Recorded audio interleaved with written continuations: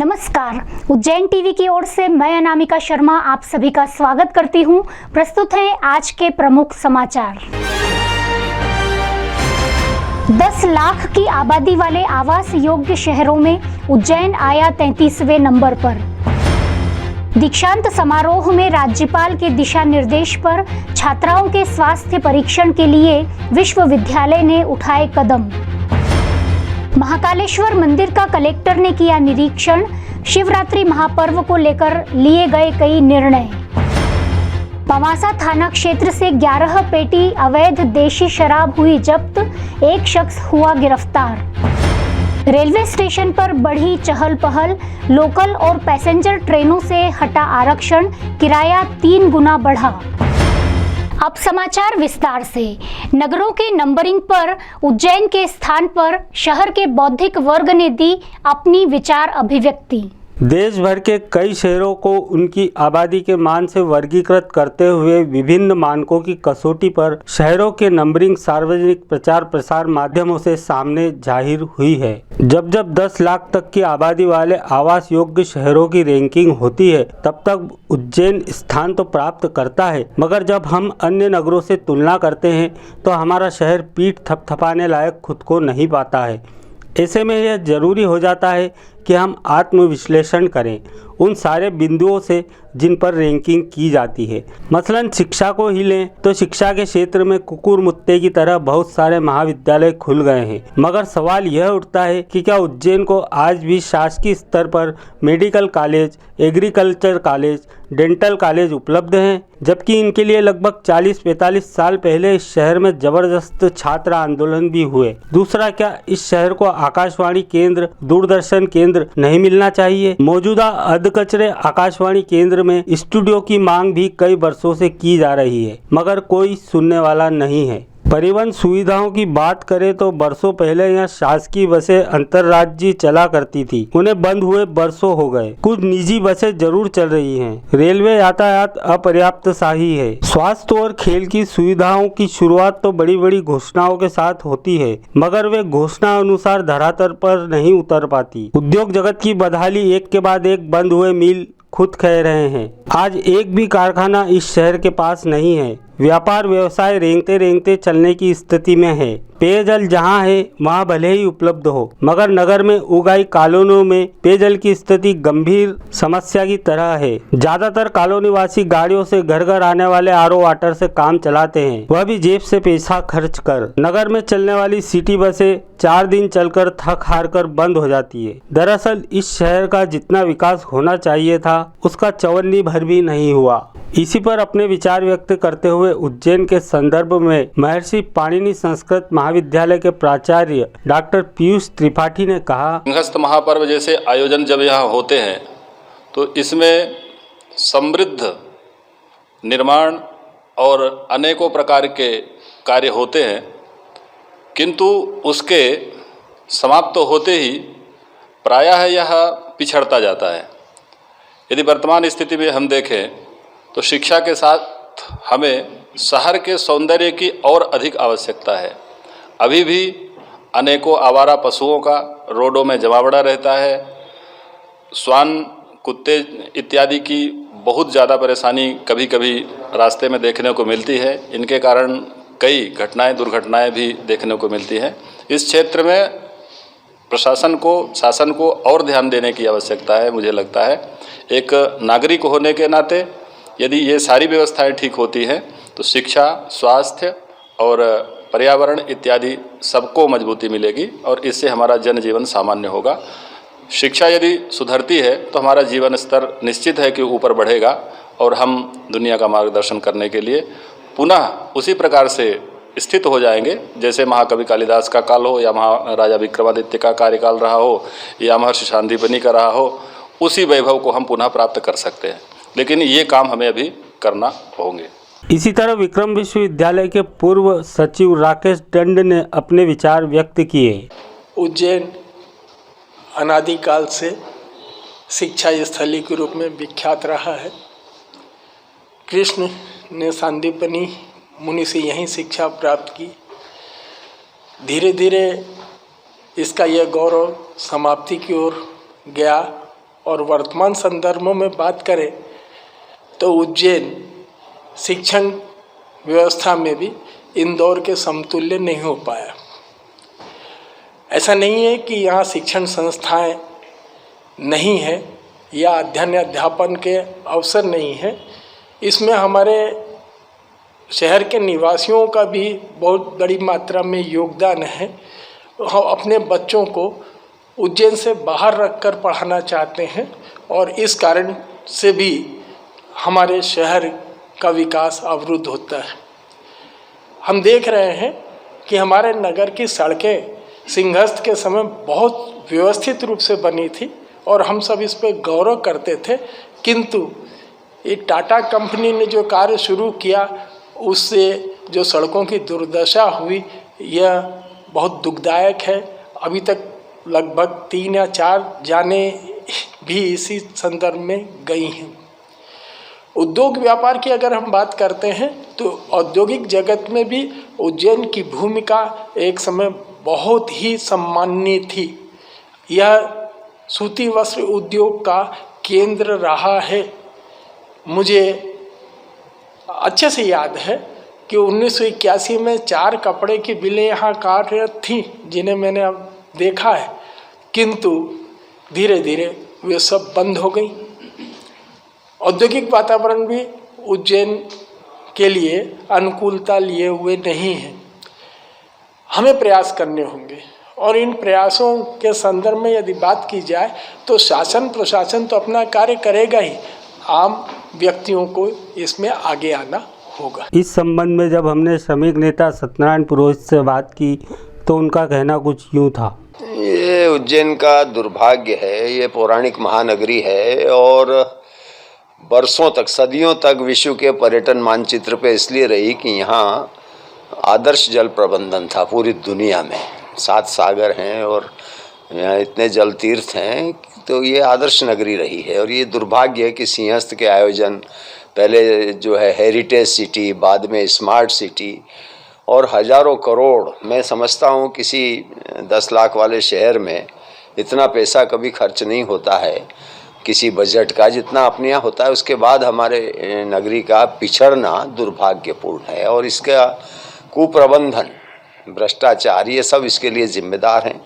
जितने भी मुद्दे इसमें हैं, शिक्षा है, इस पर्यावरण है और ये जो ऊर्जा है, सोलर एनर्जी वगैरह, व्यापार है, रोज़गार है और परिवहन है, साफ़ सफाई है, ये सारे मुद्दे जो इस रैंकिंग के हैं, इसमें पिछड़ना ये दुर्भाग्यपूर्ण है। और मैं ये चाहता हूँ और ये उज्जैन की जनता भी चाहती है कि यहाँ सुव्यवस्था हो। और जनधन का 10,000 करोड़ रुपया सिंहस्थ में खर्चा हो गया, स्मार्ट सिटी के नाम पे आया, उसके पहले हेरिटेज सिटी के नाम पे 1200 करोड़ रुपया आया। तो ये दुर्भाग्यपूर्ण है कि उसके बाद भी हम पिछड़ रहे हैं। आप इसमें किसको दोषी मानते हैं? मैं कुप्रबंधन, अव्यवस्था, भ्रष्टाचार, इसको जिम्मेदार मानता हूँ। और यहाँ सबसे बड़ा मैं जिम्मेदार मानता हूँ यहाँ की जनता की उदासीनता, यहाँ के नागरिकों की उदासीनता। ताज्जुब की बात है कि शराब की दुकानें खुल गई कोरोना में और महाकाल मंदिर की भस्म आरती आज भी बंद है, प्राइमरी स्कूल खुल गए आज भी बंद है। तो उद्योग व्यापार सब यहाँ का चौपट हो गया, सारे कारखाने बंद हो गए, वैकल्पिक रोजगार कोई है नहीं, इसलिए हम पिछड़ रहे हैं। महामहिम राज्यपाल महोदया का परामर्श हो रहा है साकार। विक्रम विश्वविद्यालय ने छात्राओं के हीमोग्लोबिन टेस्ट कराने का निर्णय लेते हुए समिति गठित करने का लिया निर्णय। विगत दिनों विक्रम विश्वविद्यालय के दीक्षांत समारोह में पधारी महामहिम राज्यपाल आनंदीबेन पटेल ने अपने उद्बोधन में छात्राओं के स्वास्थ्य को लेकर चिंता प्रकट करते हुए उनके हीमोग्लोबिन टेस्ट पर जोर दिया था। जो हमारी बेटियां हैं, आज भी मैं यूनिवर्सिटी के वीसी को कहूंगी कि एक बार यूनिवर्सिटी में जितनी हमारी बेटियां पढ़ रही हैं उनका जरा ब्लड टेस्ट करवाइए। आज तो बहुत ही स्मार्ट लगती है हमारी बेटियां और घर में भी हमारी माँ बाप ये बोलते हैं कि बेटी बड़ी हो गई है, अब तो विवाह कर दो। लेकिन क्या वो सशक्त है? इसके खून में 13% से ज़्यादा हीमोग्लोबिन होना चाहिए, वो है कि नहीं वो तो पता करो। और इसी वजह से मैं कहती हूँ कि आप 15 दिन में सभी बेटियों का ब्लड टेस्ट करके आप देख लीजिए कि कितनी बेटियों को 10% से भी कम है और कौन सशक्त है। उस पर ध्यान देने की आवश्यकता है, क्योंकि वो ही कल परसों 2 साल के बाद 4 साल के बाद वही बेटी माँ बनने वाली है।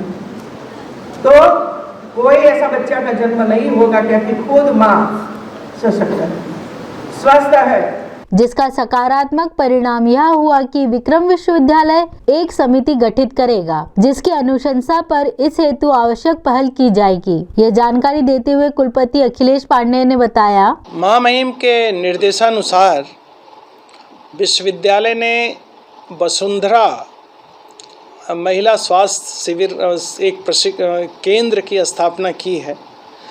वो केंद्र जो है, सबसे पहले तो सारे जितने विश्वविद्यालय के संबंधित कॉलेज हैं उनमें सब में एक नेटवर्किंग बनाएगा और लगातार इन बालिकाओं के परीक्षण की व्यवस्था करेगा।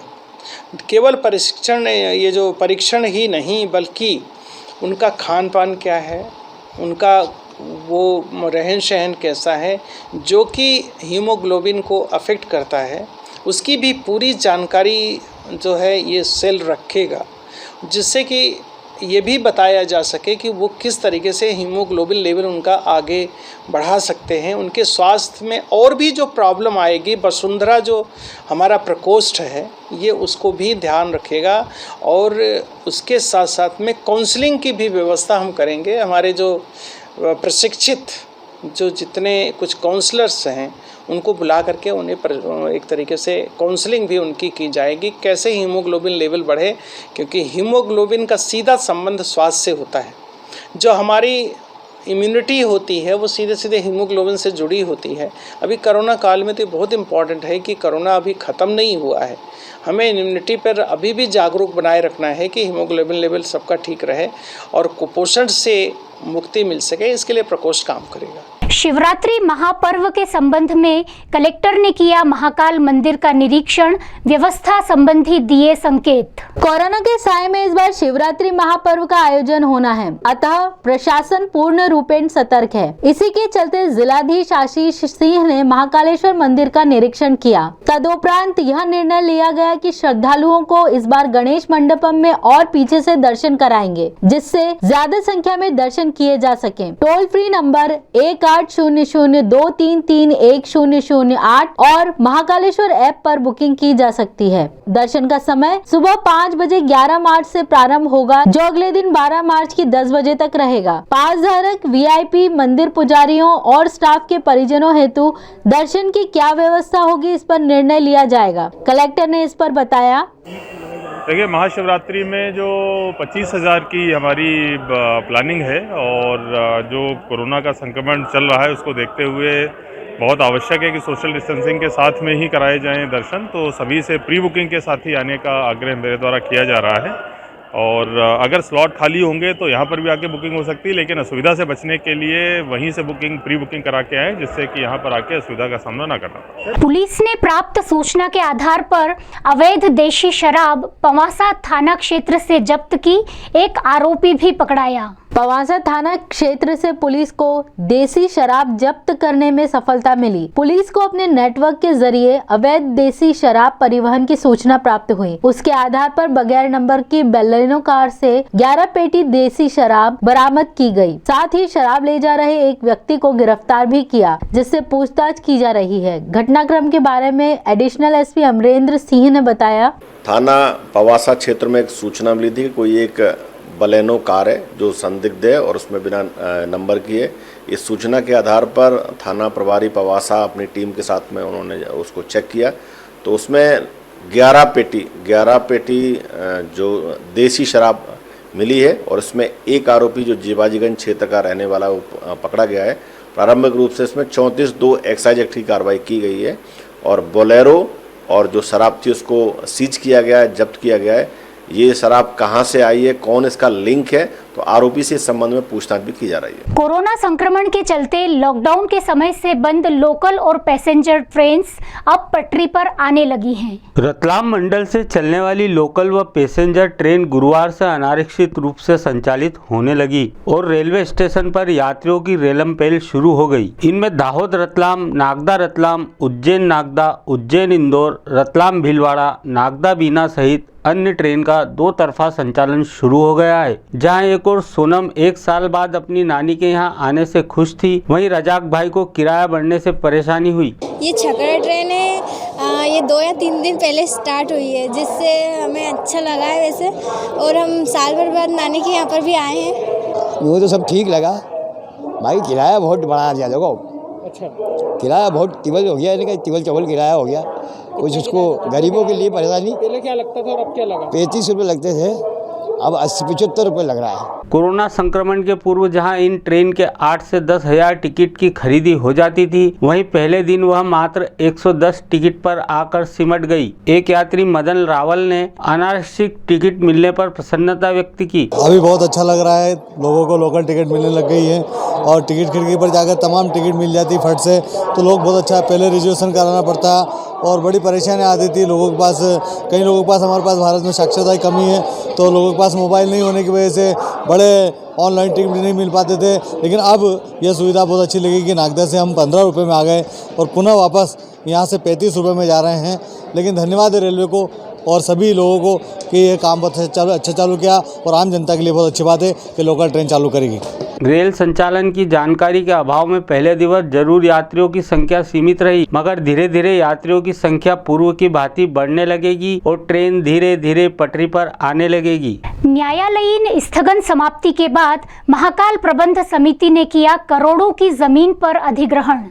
ग्राम नीमनवासा में लगभग 40 करोड़ की 45 बीघा जमीन पर महाकालेश्वर प्रबंध समिति ने शरद चंद्र पुजारी के न्यायालयीन स्थगन के समाप्त होते ही कब्जा कर लिया। इस संबंध में जानकारी देते हुए सहायक प्रशासनिक अधिकारी मूलचंद जूनवाल ने बताया कि महाकालेश्वर मंदिर प्रबंध समिति के नाम से ग्राम नीमनवासा में 45 बीघा जमीन थी, और जिसका प्रकरण शरद चंद्र व्यास जी जो महाकालेश्वर मंदिर के पुजारी वर्सेस चल रहा था, और उनका स्थगन समाप्त हो गया है और आज दिनांक को हमने 12 बजे बाद उस जमीन का कब्जा प्राप्त कर लिया है। शहर में चोरों ने करामात दिखाते हुए 2 अलग अलग घटनाओं में लाखों रुपए की नकदी और आभूषणों पर अपने हाथ साफ किए। नागझीरी थाना क्षेत्र की शिप्रा विहार कॉलोनी निवासी फहमीदा कुरैशी के सूने मकान में चोरों ने ताला तोड़कर लाखों रुपए की नकदी और आभूषण पर अपने हाथ साफ कर दिए। पूर्व में भी उनके घर से बाइक चोरी हुई थी, जिसका भी आज तक कोई पता नहीं लगा।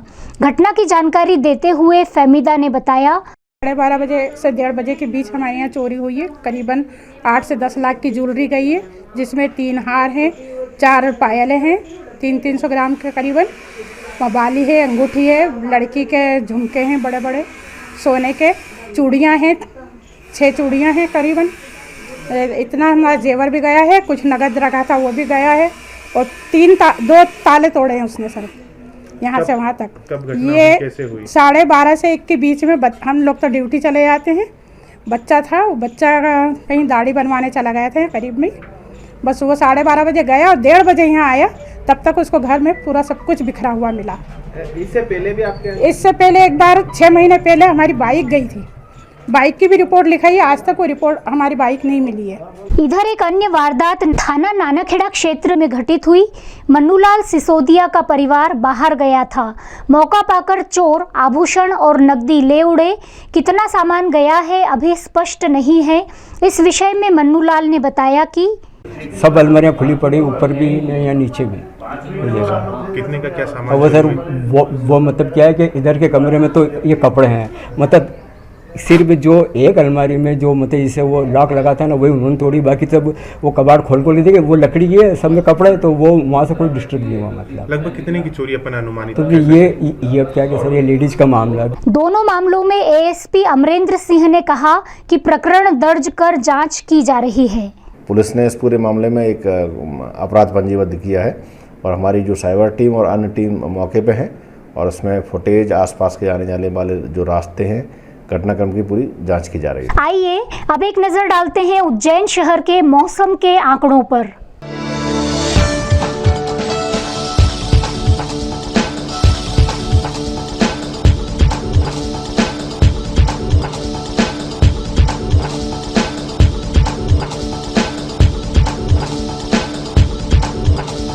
अंत में मुख्य समाचार एक बार फिर।